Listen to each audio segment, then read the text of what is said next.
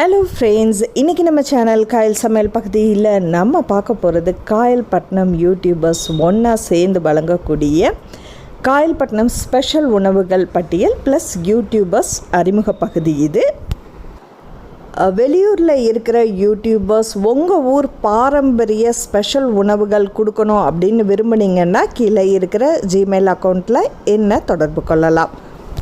வாங்க இன்றைக்கி யார் யார் ரெசிபிஸ் கொடுத்துருக்காங்க அப்படின்றத பார்க்கலாமா. சஹா ஹென்னா ஆர்ட் நபிசத்துல் சஹனாஸ் குக்கிங்கும் ப்ளஸ் மெஹந்தியும் பற்றி உங்கள் சேனலில் சொல்லியிருக்காங்க. ஸோ இன்றைக்கி என்ன ரெசிபி கொடுத்துருக்காங்க அப்படின்றத நம்ம பார்க்கலாம். நம்ம பார்க்க போகிறது காயல்பட்டினம் ஸ்பெஷல் ஸ்நாக்ஸில் இதுவும் ஒன்று. இதுதாங்க பூர்ஷாக்கரம். ஃபஸ்ட்டு நம்ம அரிசியை வறுத்தெடுத்துக்கலாம். நான் இந்த அளவில் ஒரு 1.5 உலக்கு எடுத்திருக்கேன். இப்படி அரிசியை கைவிடாமல் நம்ம கிளறி விட்டே இருக்கலாம். அடி பிடிக்காமல் பார்த்துக்கோங்க. இந்த கலரில் வந்தோன்னே நம்ம ஸ்டவ்வை ஆஃப் பண்ணிடலாம். இதோ பொரி அரிசி ரெடி. இப்போது பனை வெல்லத்தை நம்ம காய்ச்சி எடுத்துக்கலாம். நான் ஒரு 1/2 கிலோ பனை வெல்லத்தை எடுத்துருக்கிறேன்.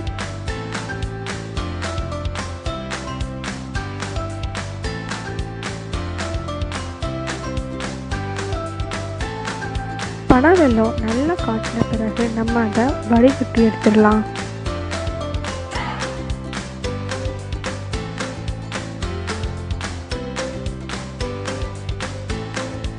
இப்போ ஒரு தேங்காய் ஃபுல்லாக நம்ம திருவி எடுத்துக்கலாம்.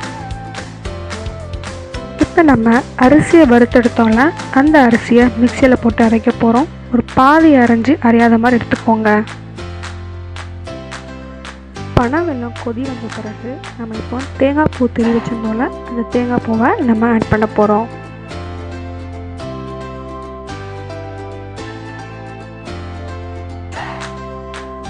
ஒரு நல்ல ஃப்ளேவருக்கு நான் ஏலக்காய் தூள் ஆட் பண்ணிக்கிறேன். இப்போ நம்ம அரிசியை நம்ம மிக்சியில் அரைச்சோல, அந்த இதை நம்ம இப்போ போட போகிறோம். கொஞ்சம் கொஞ்சமாக ஆட் பண்ணி மிக்ஸ் பண்ணி விடுங்க. இப்படி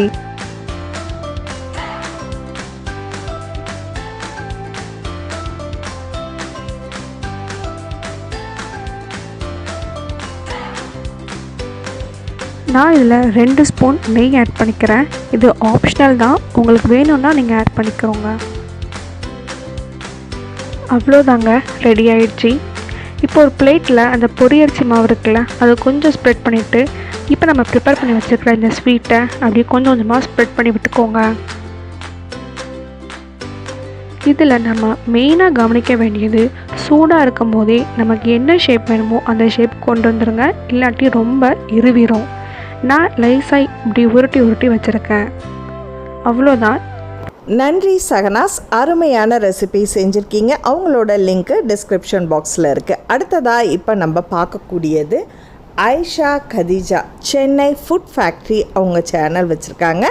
அதில் குக்கிங் பற்றியும் யூஸ்ஃபுல் டிப்ஸும் அவங்க கொடுத்துட்ருக்காங்க. இப்போ என்ன ரெசிபி செய்கிறாங்க அப்படின்றத பார்க்கலாமா. அஸ்ஸலாமு அலைக்கும் and hello friends, welcome to Aisha's kitchen.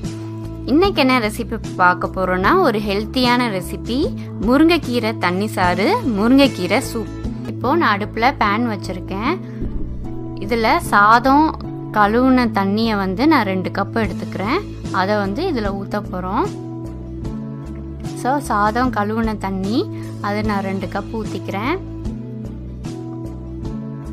So இது நல்லா சூடாகட்டும். 1/4 ஸ்பூன் மஞ்சத்தூள்,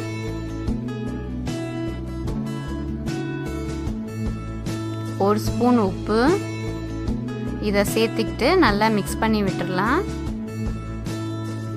இப்போது சின்ன வெங்காயம் 5 தோல் எடுத்து நல்லா தட்டி வச்சுருக்கேன், அதை சேர்த்துக்கிறேன்.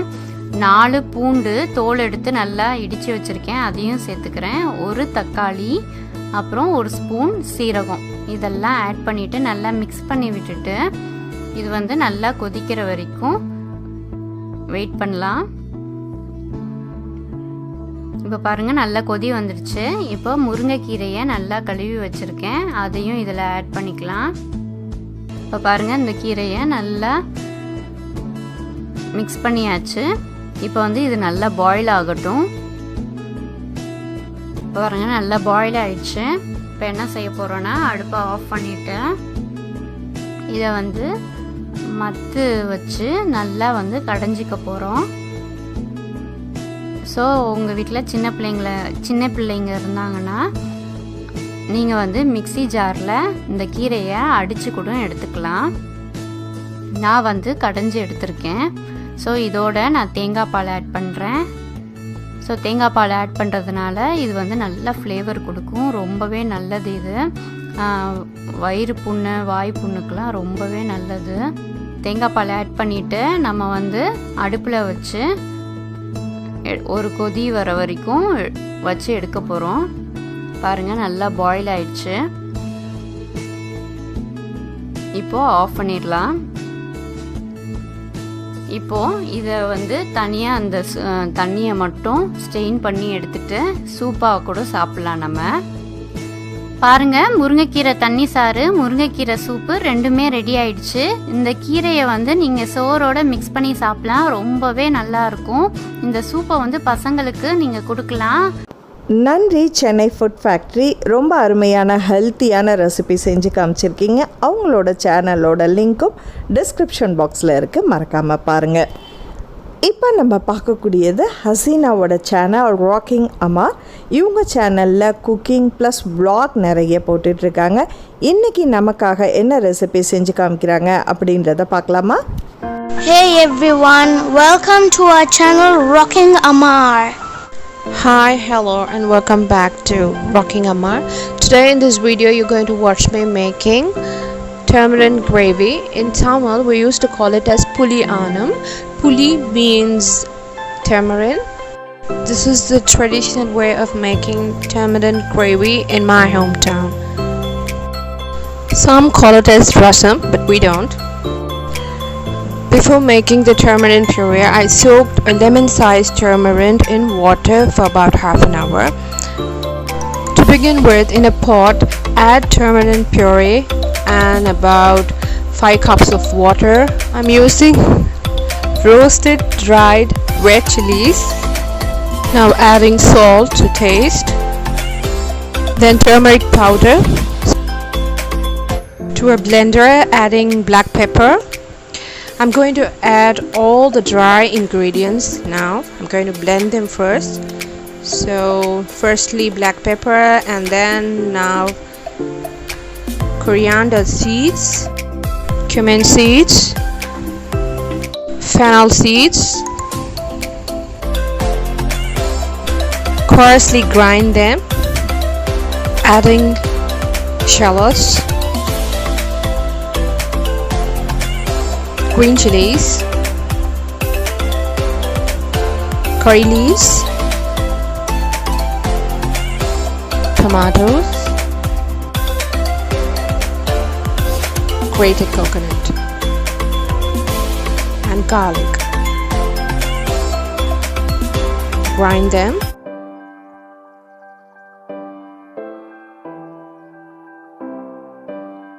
Stir well. Point you have to check salt, and if you want to add more water you can add more water. Now let's start tempering. For tempering, in a pot add gingerly oil, and then mustard seeds, some chopped onions, and some crushed garlic. When it turns brown, add curry leaves,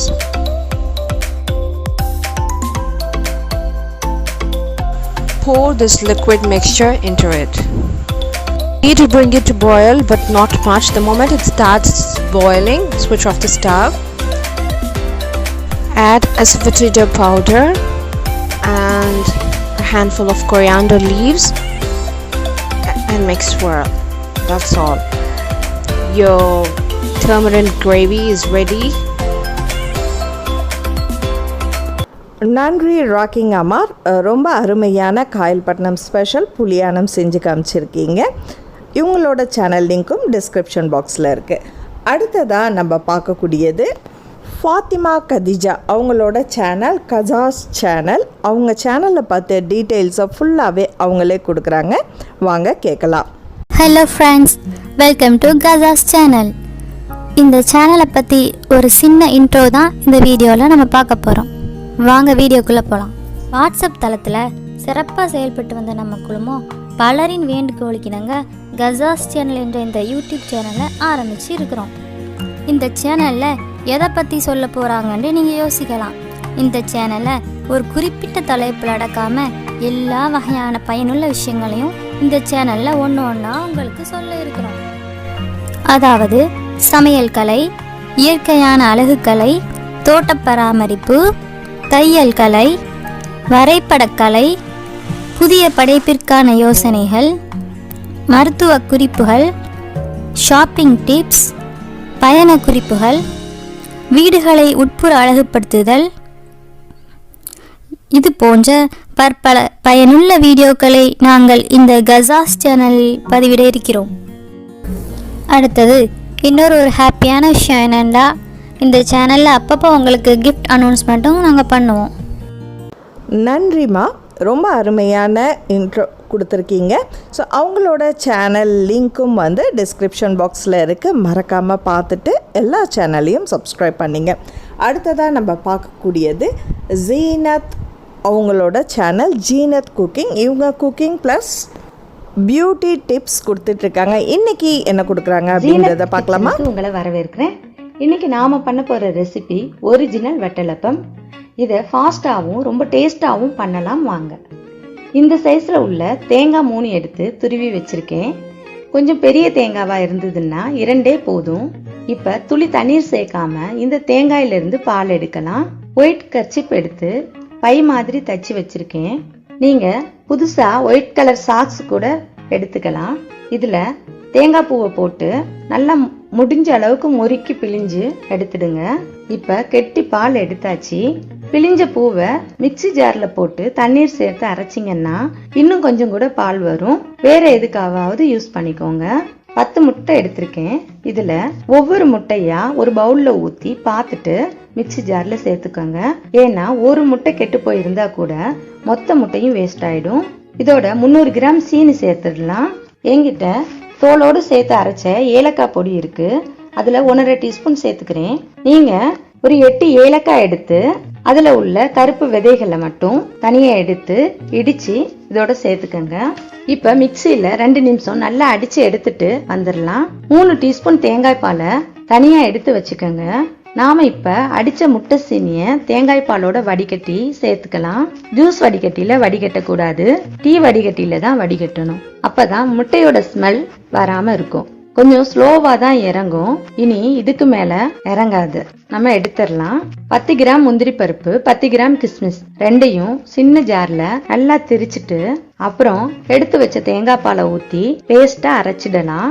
இதையும் முட்டை தேங்காய் பாலோட சேர்த்துடுவோம். கைகளால தான் எடுத்து வலிச்சு போடணும். தண்ணீர் வச்சு எல்லாம் கழுகி ஊத்திடாதீங்க. இந்த பாத்திரத்துல தான் வட்டலப்பம் வைக்க போறோம். இதுல கொஞ்சம் நெய் தேய்ச்சி வச்சிருக்கேன். அப்பதான் வெளியே எடுக்க ஈஸியா இருக்கும். இதை ஸ்பூன் வச்சு நல்லா கலந்து விட்டுட்டு இந்த பாத்திரத்துக்கு மாத்திடுங்க. இப்ப வேக வச்சிடலாம். இதை இட்லி சட்டிலையும் வைப்பாங்க. அப்படி வச்சோம்னா 1.5 to 2 மணி நேரமாகும். நாம குக்கர்ல வச்சிடலாம். குக்கர்ல ஒரு 1/4 பாகத்துக்கு தண்ணீர் விட்டு அதுல இந்த ஸ்டாண்ட போட்டுடுங்க. அதுக்கு மேல இந்த பாத்திரத்தை வச்சு தண்ணி உள்ள போகாதபடிக்கு ஒரு மூடி போட்டு அப்புறம் ஒரு கனமான கல்லோ அல்லது இஞ்சி எல்லாம் இடிப்போம் இல்லையா, அந்த மாதிரி உரலோ வெயிட்டுக்கு மேல வச்சிடுங்க. வச்சுட்டு அப்புறம் குக்கரை மூடி நம்ம வெயிட் போட்டுடலாம். இப்ப 3 விசில் வந்திருக்கு. நான் குக்கரை திறந்து பார்க்க போறேன். ஏன்னா முந்திரி பருப்பு கொஞ்சம் போட்டு டெக்கரேட் பண்ண போறேன். அதுக்காக தான். ஆவியெல்லாம் போனதுக்கு அப்புறமா திறந்துக்கலாம். இப்ப மேல இந்த பிளேட்ல இருக்கிற தண்ணி உள்ள போயிடாம இருக்க அப்படி ஒரு சைடா சாத்தி மூடியை திறந்துக்கங்க. அப்புறம் இந்த முந்திரி பருப்பு போட்டுடலாம். இப்ப திரும்பவும் மூடி வச்சிடுவோம். இப்ப நான் திறந்துட்டதுனால திரும்ப 2 விசில் போட்டு சிம்ல 10 நிமிஷம் வைக்க போறேன். இப்போ அடுப்பை ஆஃப் பண்ணிட்டோம். இப்ப திறந்து பார்க்கலாம். நம்மளோட டேஸ்டியான வட்டலப்பம் தயாராயிடுச்சு. இந்த வட்டலப்பம் சூடா கொடுத்துடாதீங்க, ஏன்னா முட்டை ஸ்மெல் ரொம்ப வர்ற மாதிரி இருக்கும். இது நல்லா ஆற விட்டுட்டு சாப்பிட்டா தான் இதோட ஒரிஜினல் டேஸ்டே கிடைக்கும். அதனால ஆற வச்சு சாப்பிடுங்க. நன்றி ஜீனத் குக்கிங், ரொம்ப அருமையாக இருந்துச்சு. இவங்களோட சேனல் லிங்க்கும் டிஸ்கிரிப்ஷன் பாக்ஸில் இருக்குது, மறக்காமல் பாருங்கள். காயல்பட்டினம் பாரம்பரிய உணவுகள், அதாவது காயல்பட்டினம் ஸ்பெஷல் உணவுகளை நம்ம வரிசையாக பார்த்துட்ருக்கோம். பார்ட் 1 நேற்று பார்த்தோம், இன்றைக்கி பார்ட் 2 பார்த்துருக்கோம், நாளைக்கு பார்ட் 3யும் பார்க்க இருக்கிறோம். ஸோ இந்த மாதிரி வெளியூரில் இருக்கக்கூடிய ஃப்ரெண்ட்ஸ், நீங்களும் உங்களுடைய பாரம்பரிய உங்கள் ஊர் ஸ்பெஷல் ஃபுட்டை நம்ம சேனலில் பகிர விரும்பினா kpmsamayal@gmail.comல என்ன தொடர்பு கொள்ளுங்கள். பார்ட் 1 பகுதியை பார்க்காதவங்க கீழே டிஸ்கிரிப்ஷன் பாக்ஸில் லிங்க் இருக்குது, மறக்காமல் பாருங்கள். இந்த வீடியோ உங்களுக்கு பிடிச்சிருந்துச்சுன்னா மறக்காமல் லைக் பண்ணிட்டு உங்கள் கருத்துக்களை ஷேர் பண்ணுங்கள்.